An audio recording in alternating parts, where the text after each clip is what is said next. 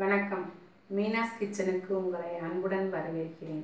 இப்போது ஒரு instant halwa, rice flower halwa, அரிசி மாவில் செய்கிற ஒரு அல்வா, அதனுடைய மெஷர்மெண்ட், அது செய்கிற ப்ரொசீஜர் சொல்கிறேன். இப்போது இதற்கான மெஷர்மெண்ட்டு ஒரு பங்கு, அதாவது 1 கப் அரிசி மாவு. நம்ம சாதாரணமாக வீட்டில் அரிசி வாங்கி அரைக்கிற பச்சரிசி மாவு 1 கப், 1 கப் சுகர், 1 கப் பால், 3/4 கப் நெய், கொஞ்சம் முந்திரி நெய்யில் வறுத்து வச்சுருக்கேன், கேசரி பவுடர். இதுதான் இதுக்கு தேவை. இந்த ஃபஸ்ட்டு சுகரை நல்லா மிக்சியில் பொடி பண்ணி வச்சுருக்கேன். 1 கப் சுகர் எடுத்து அதை மிக்சியில் பொடி பண்ணி வச்சுருக்கேன். இதுதான் இதுக்கான மெஷர்மெண்ட்டு. நான் இப்போது இந்த ஃபுல் நெய்யவும் வானொலி சட்டியில் போட்டு அதில் அரிசி மாவை வறுக்கணும். இப்போது வானொலி சட்டியில், அதாவது அடி கனமான பாத்திரமாக இருக்கும், எது வேணால் இருக்கலாம், அதில் நெய்யை ஃபுல்லாக ஊற்றிட்டு, நெய் நல்லா ஓரளவுக்கு சூடாக காஞ்ச பிறகு இந்த அரிசி மாவை போட்டு கிளறணும். அது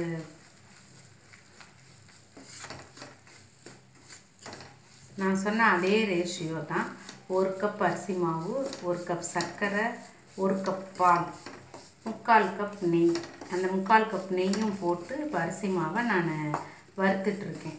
ரொம்ப கருகிடாமல் அடுப்பு ரொம்ப நிதானமாக எரியணும் இதுக்கு.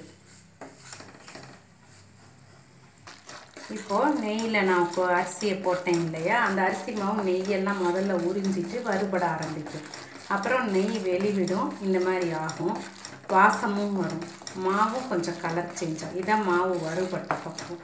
இப்போது பாலில் கேசரி பவுடர் கலந்து வச்சுருக்கேன், அதை இதில் விடணும்.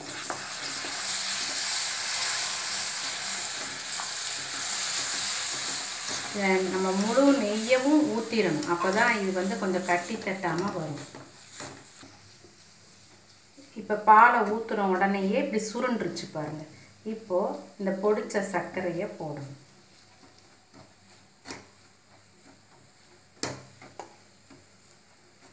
போட்டு இதை நல்லா நீர்த்து விட்டு திருப்பி நல்லா இதாக ஆரம்பிக்கும், லிக்விடாக ஆரம்பிக்கும். அப்புறம் வெந்த பிறகு நெய் விடும். இப்போ பாருங்கள், சர்க்கரை போட்டு எல்லா பக்கமும் நல்லா கிளறி விட்டுட்டேன்.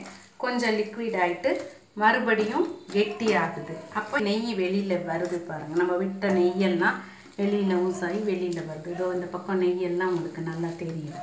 அப்போது இது அல்வா பதம் வருதுன்னு அர்த்தம். நான் உங்கள்கிட்ட சொன்ன மெஷர்மெண்ட்டில் பாதி அளவு எல்லாமே எடுத்து பண்ணியிருக்கேன். இது ஒரு 2 பேர் அளவுக்கு இது கரெக்டாக இருக்கும். நீங்கள் 1 கப் ஃபுல் கப் மெஷர்மெண்ட் எல்லாமே எடுத்திங்கன்னா ஒரு 4-5 பேருக்கு நல்லாயிருக்கும். இப்போ பாருங்கள், நெய்யெல்லாம் சுத்தமாக இந்த பேனில், இந்த சட்டி வானொலி சட்டியில் வெளியில் விட ஆரம்பிச்சிருக்கு. அப்போ அல்வா பதம் கரெக்டாக வந்திருக்கு அப்படின்னு அர்த்தம். இதை நெய் தடவின ட்ரேயில் கொட்டி கொஞ்சம் இது பண்ணு. நல்ல நெய் ஃபுல்லுமே இப்போ வெளியில் வர ஆரம்பிக்குது. இப்போ முந்திரி போடலாம். உங்களுக்கு விருப்பம் இருந்தால் ஏலம் போடலாம், இல்லைன்னா ஏலம் வேணான்னா விட்டுறலாம். நான் ஏலம் போடலை. இது ரொம்ப சீக்கிரமாக வித்தின் 2 மினிட்ஸ் 4 மினிட்ஸ்லேயே இது அரிசி மாவுக்கு ஏற்ற மாதிரி டக்குன்னு வந்துடும் இந்த அல்வா. அதான் இன்ஸ்டன்ட் அல்வா. இது பாருங்கள், இதுதான் இன்ஸ்டன்ட் திடீர் அல்வா, அரிசி மாவு அல்வா. அரிசி மாவு, சர்க்கரை, பால் கையில் இருந்தால் போதும். இது சின்ன குழந்தைகளுக்கு ரொம்ப பிடிக்கும். அந்த நெய், இதை நோட் பண்ண வேண்டிய ஒரு விஷயம், 1 கப் மாவு, 1 கப் பால், 1 கப் சர்க்கரைக்கு 3/4 கப் நெய் கண்டிப்பாக விடணும். அந்த ஃபுல் நெய்யவும் விட்டு அரிசி மாவை வறுத்துடணும். வறுத்த பிறகு ரொம்ப நேரமும் வறுத்துட்ருக்கக்கூடாது. வறுத்த பிறகு பாலில் வேக விடணும். அப்போ அந்த மாதிரி ரொம்ப நீட்டாக அல்வா நல்லா வந்துடும்.